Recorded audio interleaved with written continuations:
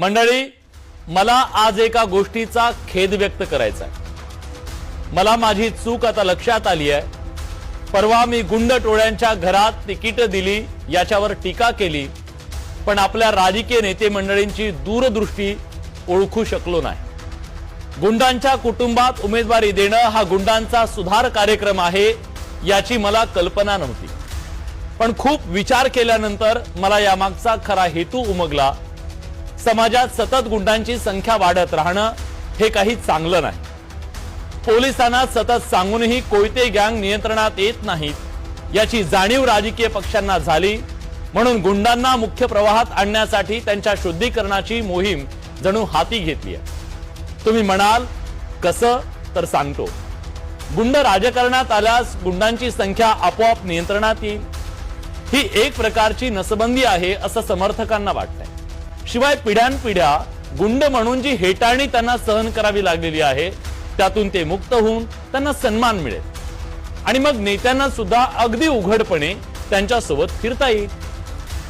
नळाला पाणी येत नाही, खड्डे पडलेत, गटारं तुंबली आहेत, या अशा भंपक गोष्टींची तक्रार करणाऱ्या नागरिकांचा आपोआप बंदोबस्त होईल।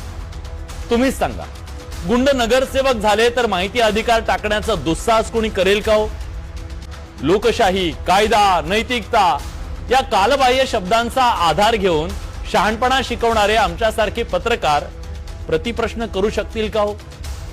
निवडणूक म्हटली की आपल्याकडे विरोध आला, चर्चा, वाद विवाद आले, गुंड उभे राहिले की एक नजर, दोन शब्द आणि तीन कोयते हे दिसलं की लोकांना विजन आपोआप कळेल। त्यामुळे वेळेची बचत, पैशांची बचत होईल। मुळात गुंड निवडणुकीला उभे राहिले तर बहुतेक निवडणूक होण्याचा विषय राहतच नाही। बिनविरोध निवड म्हणजे निवडणूक मुक्त लोकशाहीकडे आपला वेगानं प्रवास जाईल। खरं तर स्वतःला सुसंस्कृत, वैचारिक, विवेकी म्हणून घेणाऱ्या पुणेकरांनी आजवर उमेदवारीसाठी शिक्षण, चारित्र्य, विचारधारेसारख्या जुनाट, खुडचट आणि कालबाह्य निकषावरून उमेदवाऱ्या द्यायला भाग पाडलं। गुंडांनी कुठलंही आंदोलन न करता हा निकष आपल्या नेत्यांनी बदलला। जेवढे जास्त गुन्हे तेवढी उमेदवारीची पात्रता हा धाडसी निर्णय घेण्यासाठी मोठं काळीज लागतं, ते कोणीतरी घेणं गरजेचं होतं। ही फक्त सुरुवात आहे हो।